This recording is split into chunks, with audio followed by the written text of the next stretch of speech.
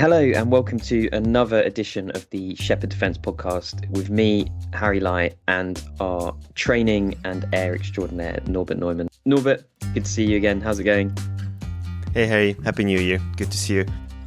Happy New Year to you too. It's nice to be back in the swing of things after a bit of a Christmas break. And we've got a kind of a bit of a special episode today where we're going to run through some of the top stories of the year, and then perhaps at the end we'll have a little think about some of the key themes that we think will define the year to come in defence. So I suppose the best place is to just get straight cracking. And Norbert, what's your first top story of the year that you think was one of the ones that really stood out? Yeah, I think that there was the Elbit Systems story that we reported on towards the end of November. It was a story that we sort of investigated for a few weeks.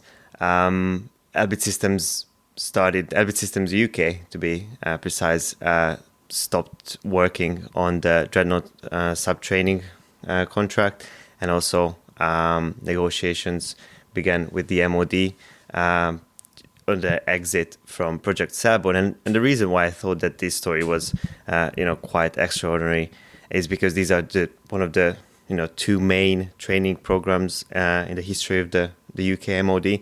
They're both very expensive and very extensive as well. The Dreadnought crew training program, obviously is related to the UK's, very important, and you know that more than I do, Harry, that it's, the Dreadnought will fulfill a very essential role in the UK's defence. And the Selborne is, again, a 600 million pound training contract, and that would modernise and transform how the Royal Navy trains its sailors. And, so we don't know too much details as to why these programs, came under scrutiny and why Elbit Systems will be exiting these programs. But, the MOD told Shephard that none of this is the result of any specific issues with Elbit Systems UK or any wrongdoings on their part, but as a result of applying revised operational sovereignty standards for the UK's highest priority capabilities. Yeah, I remember that when that story emerged, it certainly was a bit of a left field one. And as you say, kind of working on the future of the nuclear deterrent and the training programs and some real key programs there. So certainly be an interesting one to play out. And I imagine when we get on to kind of some of the trends for next year, we'll probably pick up on some of the direction of where training's going. But I would be remiss if I didn't plug one of my own stories. And I think one of my top three stories of the year was the USS Gerald R. Ford's first deployment. I was quite lucky to get to go out there and see the carrier myself, which was certainly impressive. I don't think I've ever seen a ship that big before. I've been on some of the UK's carriers, but this one certainly dwarfed them. Not to say that the Queen Elizabeth class is small at all, but it was certainly interesting after some years and years of criticism about the performance of all the new technologies on the carriers, to hear from the crew themselves about kind of how everything was working, the experience of the pilots taking off from the ramps, which unfortunately I didn't get to do, but is definitely on the bucket list. And that was a really interesting chance to see some kind of new technology in action, kind of electromagnetic weapons elevators, advanced arresting gear, and the emails, the catapults. So certainly an interesting trip, and I imagine really does pave the way for kind of a new generation of aircraft carrier technologies, which was quite interesting. And so, Norbert, I know that you've got plenty more stories to be talking about. So what's your next highlight from the year? The next story I thought would be great to talk about is Aero Vodacody's sort of endeavors in 2022, more specifically the fact that they started targeting the US market as well with their, well, if we could say, superstar L-39NG. At last Farnborough, they announced an MOU with US-based Patriots Global Training that they're going to sort of enhance the L-39 Advanced Jet Trainer. It also reached, the jet itself reached the EMAC 2.0 certification in the same month, in July. And, under this initiative, Aero and PGT will focus on increasing flight training services and, as I said, establishing a production of the L39NG in the US as well. And, Aerovodacody is a small company, but they have a fairly big international presence. So I think it's going to be quite interesting.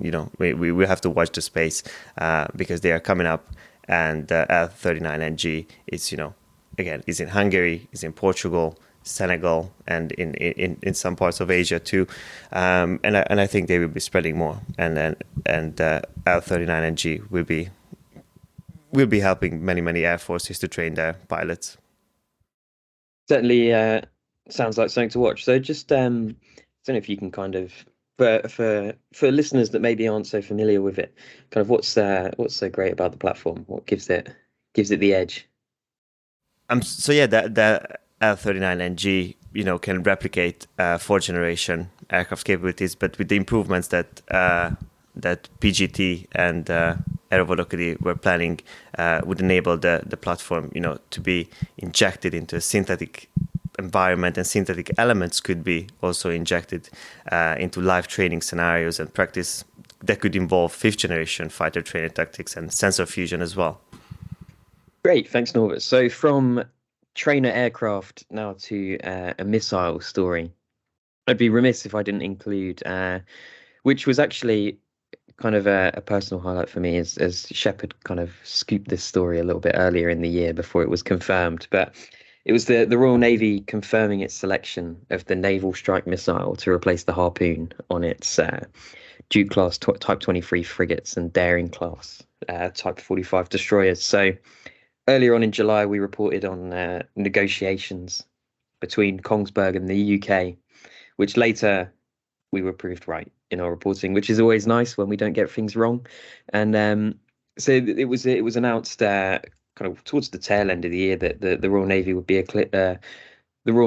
equipping 11 ships across the two ship classes with the naval strike missile, with the 3 vessels to be equipped with the missiles and ready for operations in a little over a year's time. So kind of by this time, probably next Christmas, you'll see Royal Navy ships with the naval strike missile.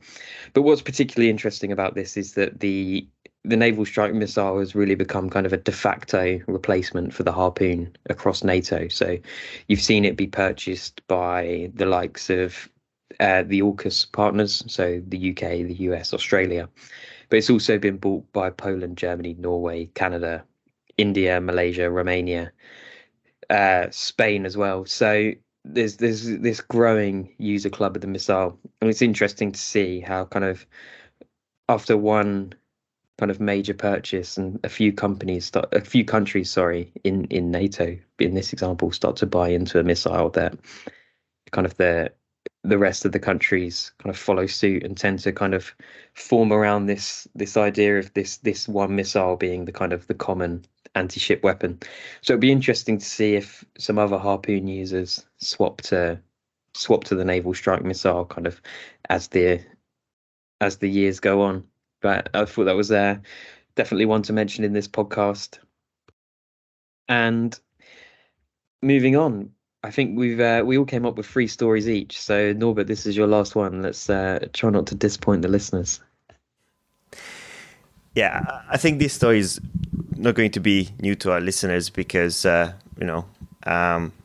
news about this emerge every 3-4 years. The Royal Air Force pilot training troubles, obviously. I think I couldn't miss this.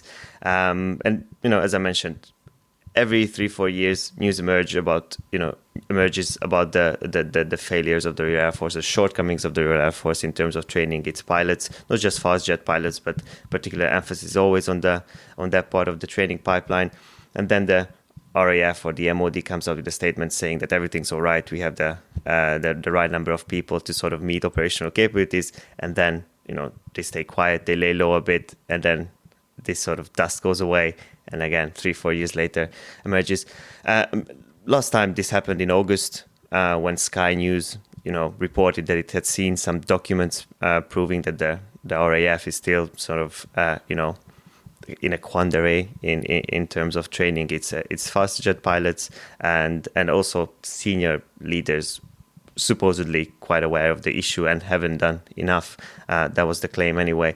But these problems are not new. They can be traced back. The main issues can be traced back to 2011, when the RAF sort of axed around a third of its trainee pilots and froze recruitments, and sort of cut 300 million defense spending. And these reductions didn't only mean reduced assets and airframes across the force, but also pilots and the resources they could sort of turn in towards training pilots. The reason I thought it would be quite interesting to talk about this is because these problems are still here, right? Despite the latest revelations, and they quite likely to remain with us in the coming years. I remember you reporting on that at the time, and I know you spoke to quite a few experts about kind of what the problems were. So, kind of, did anything emerge from your reporting of kind of hints of potential solutions as to how the RAF can correct these problems and kind of get more fighter jets in seats? Because I know more fighter pilots in seats. Sorry, because I know I saw an interesting release the other day that the Royal Navy's first F-35 pilot has already retired from the service. So, I mean, it'd be interesting to know your thoughts on kind of how these training pipeline problems for the RAF can be corrected. Look, I think here it's quite essential to mention that it's not the RAF, right? The RAF isn't alone in this problem. The U.S. Air Force is equally struggling with training pilots and has been, in the past decades, and this is quite a persistent issue in every country who's operating, a sizable air force.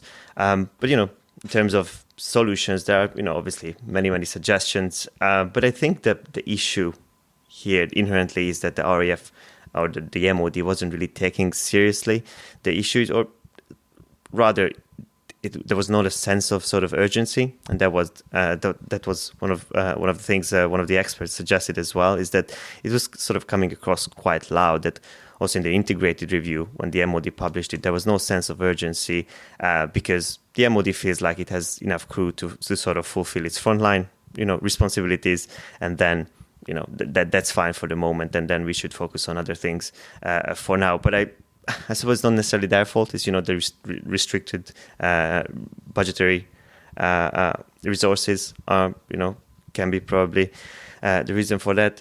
And in terms of solutions, some say that some synthetic environment trainings could replace some of the elements of the pilot training pipeline, but I think people are still very skeptical as to how you would replicate, live training with synthetics. I think ultimately, the way to solve this issue is to pump more money towards pilot training, but we know that's not always possible. Yeah, it will certainly be an interesting one to play out. I know we've both seen the stories of the UK MOD's budget increasing to kind of match inflation, but and there was all the talk as well last year of kind of the defence budget going up to 3%. So, I mean, that's probably not going to happen now, given the pressures on the rest of the UK government elsewhere. But it will certainly be interesting to see if more money is kind of thrown at the issue to kind of help correct it. Yes, exactly, and also even if the government could increase defense spending with this level of inflation, as you say, that the actual increase in real terms wouldn't necessarily mean much.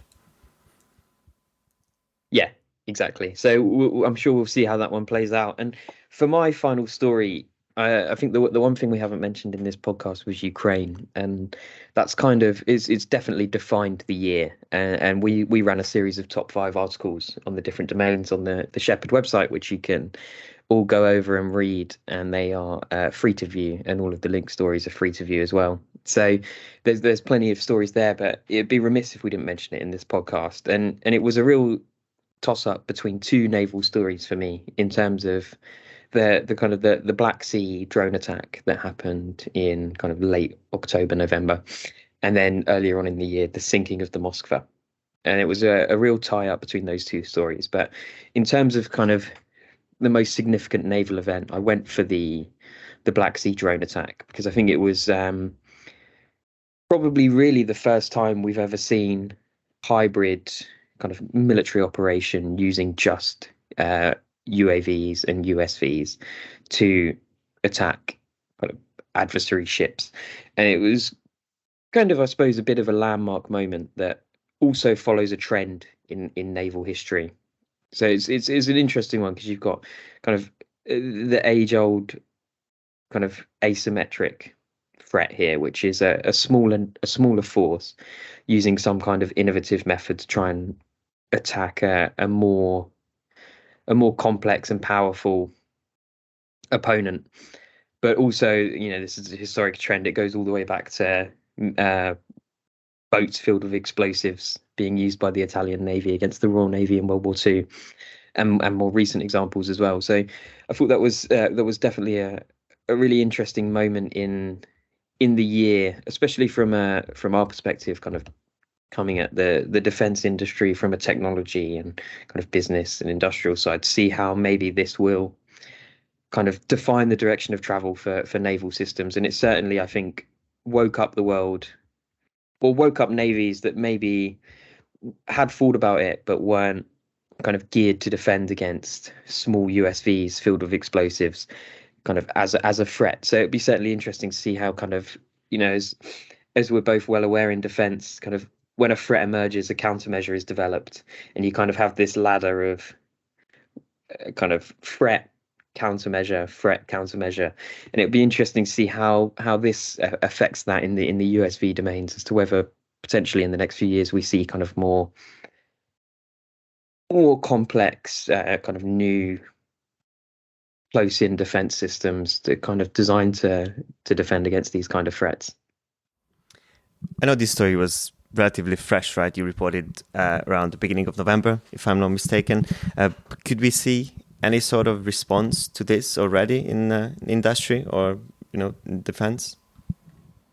So I think the most significant thing that came after was the Ukrainians basically released what you can only describe as a GoFundMe for more of these drones. And it's incredible to see. We're used to defense procurement being one organization making a very large order with a very large prime contractor that then maybe works with some SMEs. But it was just kind of incredible to see this left field approach of kind of crowdfunding defense capabilities, which I think that's it's something that I certainly hadn't seen before to the extent that it's been done in this case. And on the kind of countermeasures side, I think I haven't necessarily seen any kind of new systems in particular being developed, but I think it's interesting to show the way that kind of we've certainly reported on.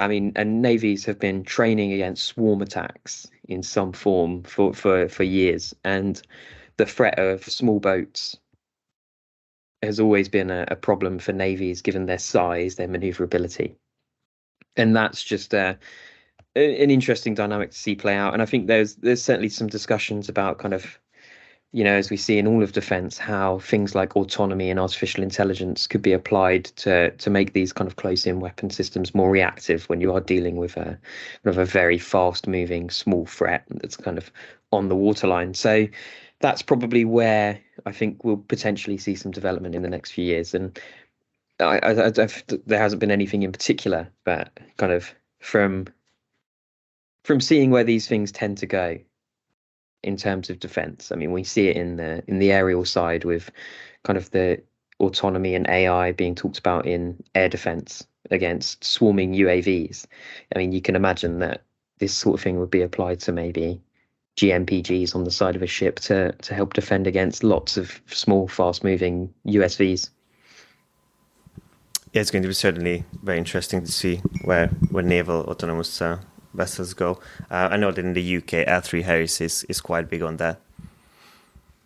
Yeah, that's an entire market segment of the market in itself. So we will get on to trends and kind of just some of the things that we expect to happen next year in a moment. But for now, I just wanted to kind of point out to our listeners that all of those stories we talked about can be read on our website, shepherdmedia.com. That's www.shephardmedia.com.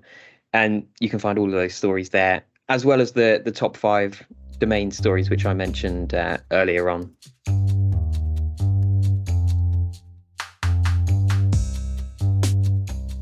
For now, though, Harry's going to pass over to me, Jack Austin, Studio's project manager and editor of this podcast, as I sat down separately with Gordon Arthur to discover his best stories of 2022. And where better to begin than with China's ongoing UAV program? Right, so November last year there was an air show in Zhuhai, which is in southern China. So this is a pretty big event, and last year, well, in fact, every 2 years when they have the show, there's always an incredible number of new weapons and pieces of equipment on show. Last year, journalists from overseas weren't invited because of COVID and Chinese travel restrictions, etc. So we had to follow this one from afar. But there were several things of interest. So certainly in terms of UAVs, there were a couple of new ones. So one of them was the Winglong 3, which is a medium altitude long endurance UCAV. The thing that distinguishes this particular UAV, it's got a maximum takeoff weight of 6,200 kgs, which is 2 tons more than any predecessor. So that was an interesting new UAV. And another one that was also on show was called the Winglong 10B, which is actually a high altitude long endurance UAV, previously known as the Cloud Shadow. This is actually jet powered. And the interesting thing at Zhuhai was that this UAV was already in PLA Air Force markings. So that demonstrates that it was already in service. So UAVs is always a fascinating subject for the Zhuhai Air Show, but there was another aspect to it that was also very interesting, and that was the J-20 fighter. So previously, J-20s have flown in the air show, but this time they actually landed and they were parked at the air show site. Now, that gave people with telephoto lenses a good opportunity to look more closely at these aircraft. And one thing that was apparent was the construction numbers on a couple of these J-20s. And by looking at these numbers, it suggests that production of the J-20 is a lot greater than analysts have first thought. So previously, people thought maybe 100 J-20s are in service in the PLA Air Force.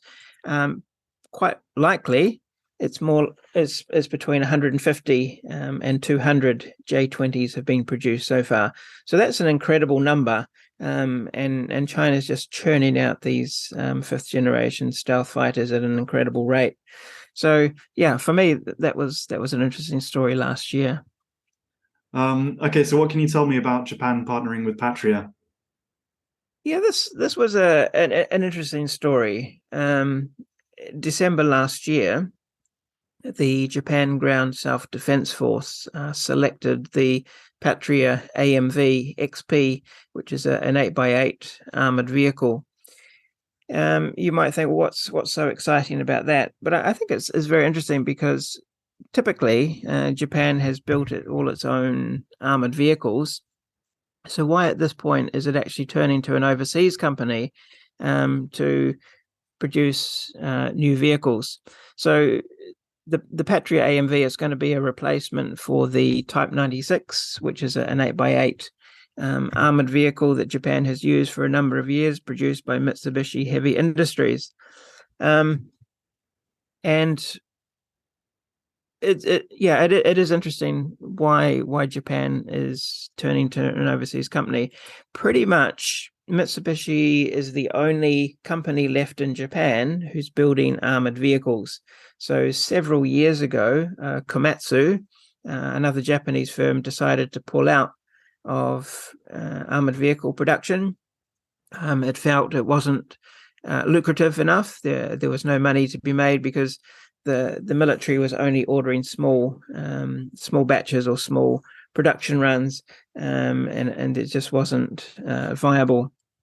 So Mitsubishi will be disappointed not to have won this contract, because it did have a contender. It was called the Mobile Armored Vehicle, and it was based on the chassis of the Type 16 vehicle produced by Mitsubishi. General Dynamics was also a contender. It pulled out of the competition early on with an LAV 6.0. So in the end, a big win for Patria, for the Finnish company. Production will be in Japan. At this stage, we don't know how many vehicles it will be. Certainly the Type 96, around about 389 vehicles were produced. So maybe we're looking at a similar or slightly scaled back figure to that. And of course, it will still be a little bit of time before production gets underway. So that was one story from Japan. And it seems like the Australians are having continued problems with, there's been quite a controversy about them and their submarine acquisition. So what can you tell me about that? Yes, Australia and submarines. It's quite a saga. So you probably recall, I think it was September 2021, the Australians suddenly announced they were cancelling the contract for 12 attack class submarines from Naval Group in France, and it was going to change its emphasis to nuclear powered submarines, attack submarines, not carrying nuclear weapons, of course, but just nuclear powered. So it came out of the blue. Because right up to that stage, Australian officials were saying everything was on track, everything was good, and then suddenly it wasn't. So at the middle of last year, the Australian government announced the broken contract with Naval Group would cost upwards of $580 million. So that's what the taxpayer had to bear. But that was just the expenses due to Naval Group for cancellation. Probably it was more like 2.3 or $2.4 billion was the cost of that failed program. So Australia's going towards nuclear submarines. Last year I was at the Indo-Pacific exhibition in Sydney, and I actually asked the Chief of Navy, Vice Admiral Michael Noonan, about this decision, and I asked him whether it was a colossal waste of money, and this is what he said: "I would not categorize C-1000 as a huge mistake. At the time the government decided to embark into the attack class submarines, it was the best conventionally powered submarine in the world. And I was extremely excited at the prospect of having that cutting edge technology in our Navy. What we saw between the decision and where we find ourselves today is a change in geographic and strategic circumstances. We've seen changes in technology, and we've seen changes in the feasibility of nuclear-powered engineering capability from the US and the UK to Australia. These things didn't exist when we first embarked on the attack class submarine."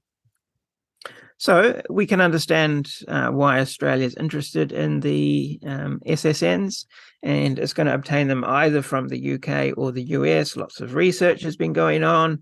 No decision has been made yet on the correct way forward. It's not going to be easy. So establishing a nuclear industry, the ability to sustain nuclear-powered submarines is going to be huge for Australia. And then, of course, there's the question of production. When is Australia actually going to get its hands on these submarines?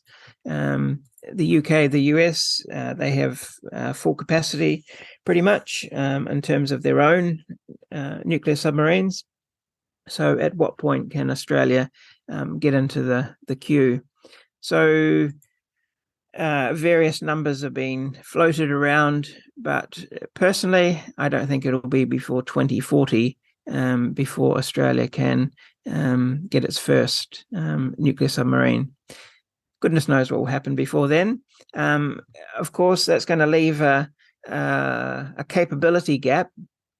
Australia has 6 Collins-class submarines, diesel electrics. They're going to have to go through an upgrade.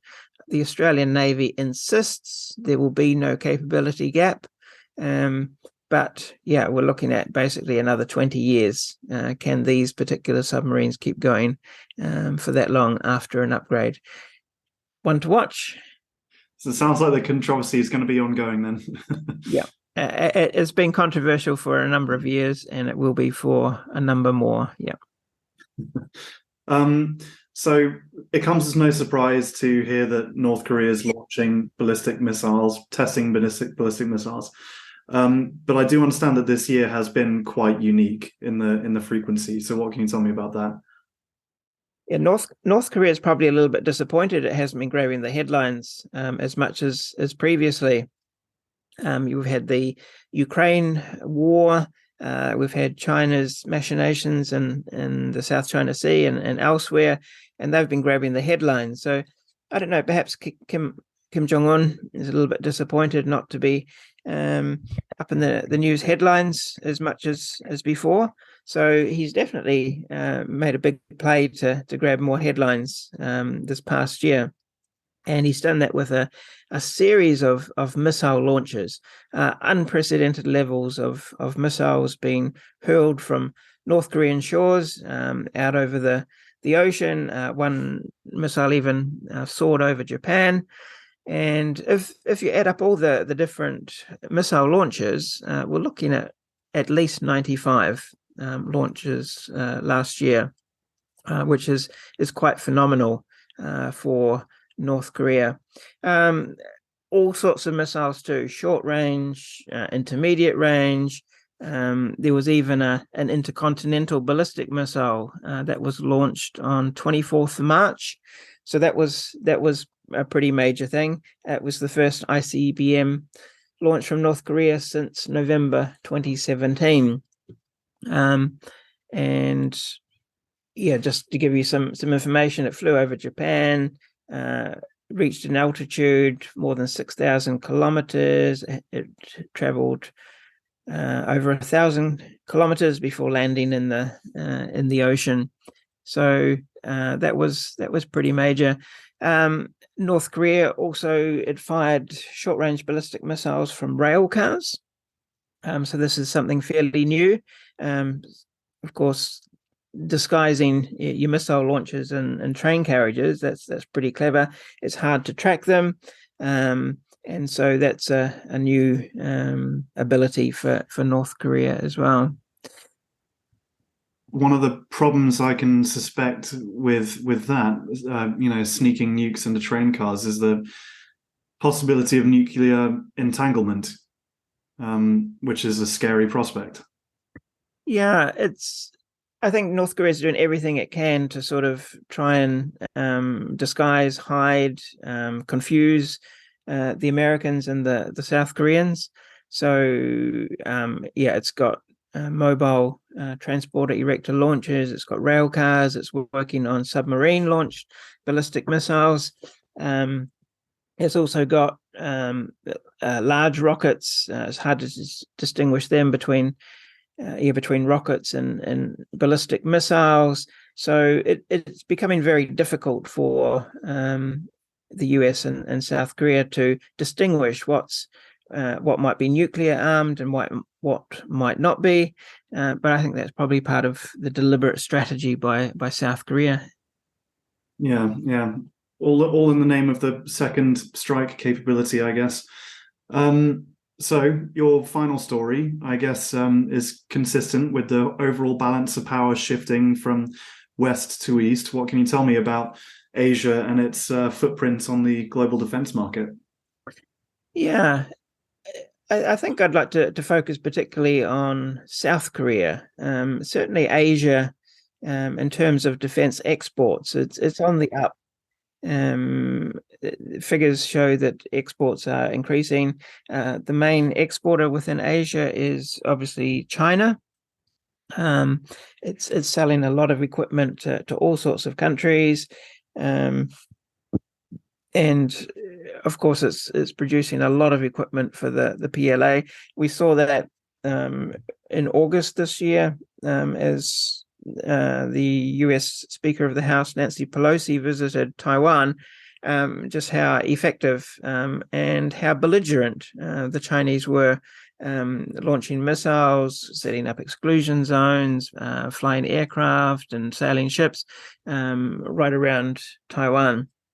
So China's been very active, but I think 2022 was a real breakout year for South Korea's defense industry.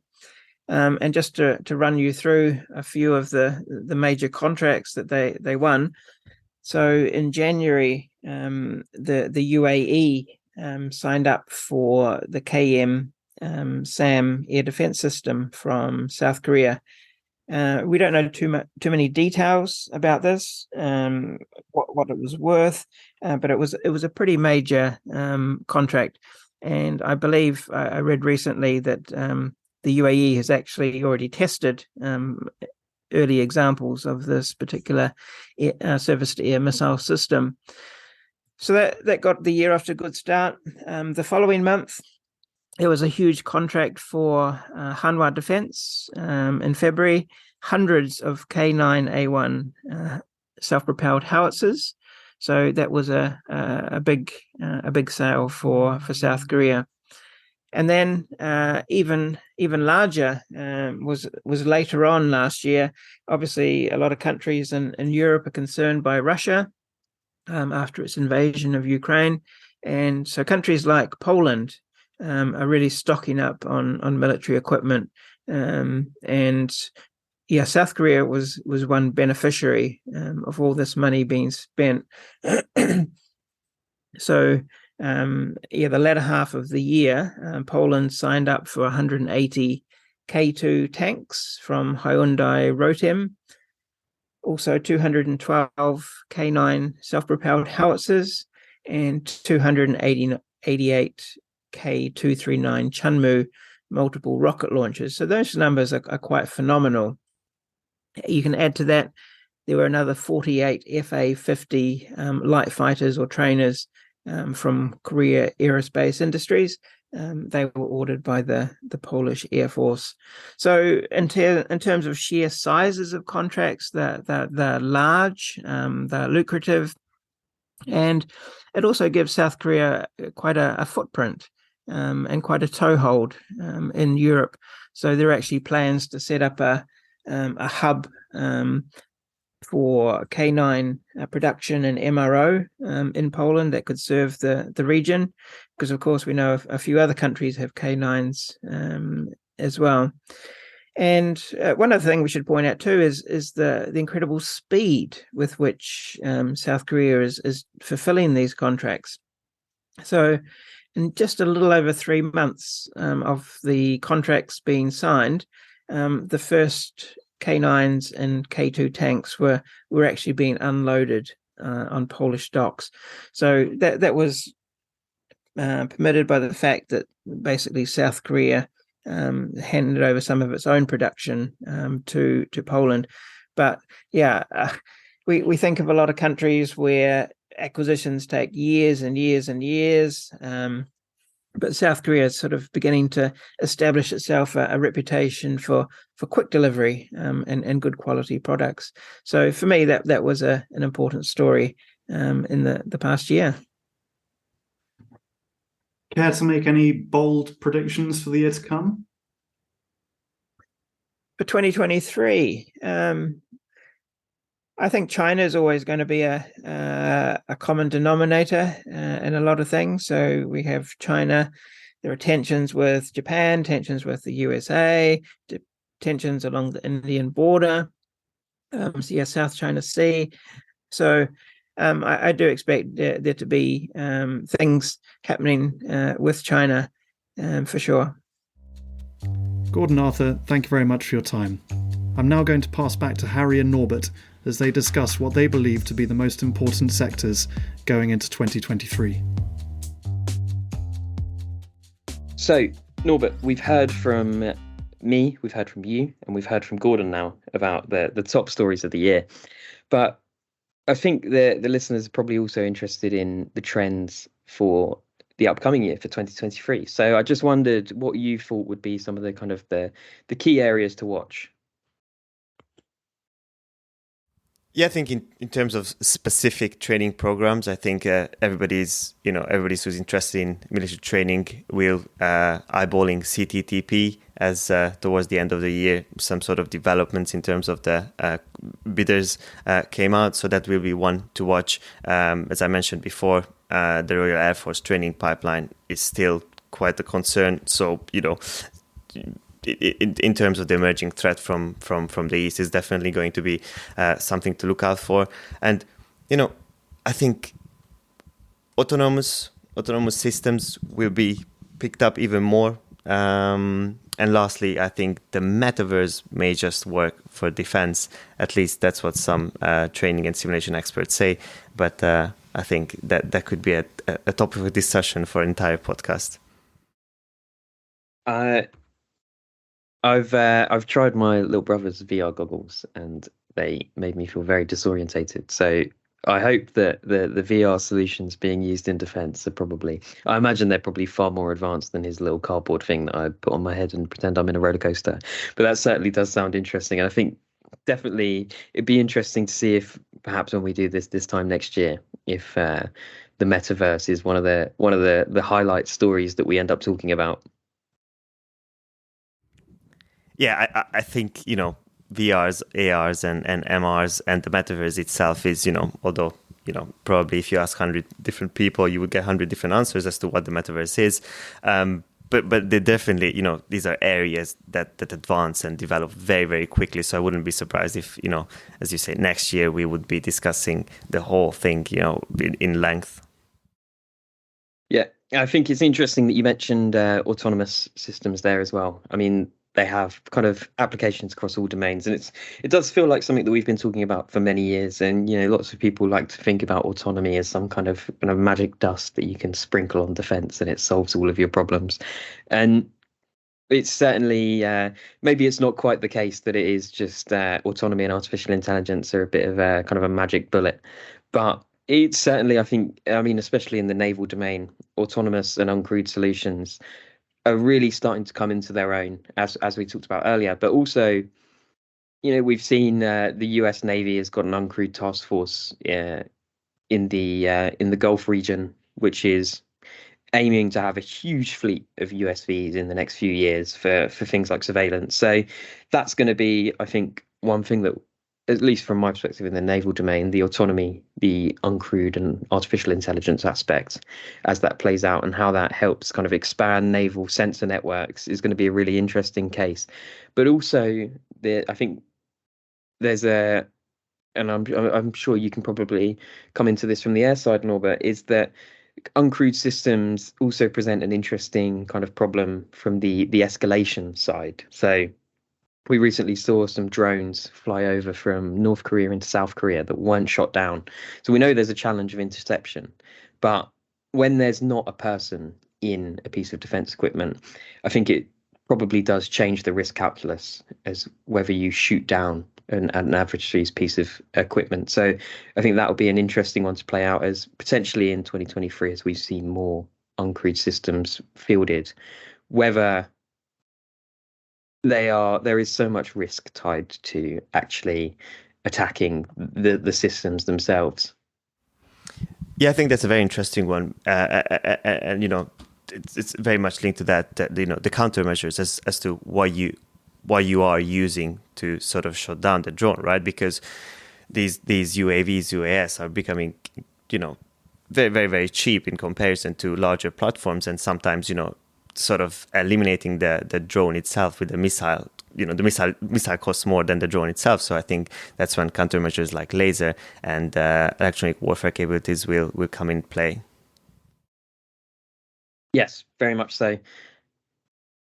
Norbert, do you have any other thoughts, or do you think that kind of wraps it up for the year and the next year? I think one more thing that's going to be probably quite prevalent in 2023 and onwards, which we could see in 2022, and I think that's true across all domains, is data exploitation and the amount of data militaries, individual platforms themselves collect, and how that data, more importantly, being translated, transformed into usable information that could be used in training and operations as well. Great. Thanks, Norbert. It's certainly going to be another year of interesting reporting from our side, I'm sure. So, thanks everyone for listening. This Shephard Defence podcast was brought to you by Shephard Studio, featuring myself, Harry Lye, Norbert Neumann, and Gordon Arthur, all the way from New Zealand. If you'd enjoyed this podcast, we'd love it if you subscribe and give us a 5-star rating in your favourite podcast player. It really does help us get the word out about the podcast. Stay tuned for our next episode next month in February, but that's all from us for now. Goodbye.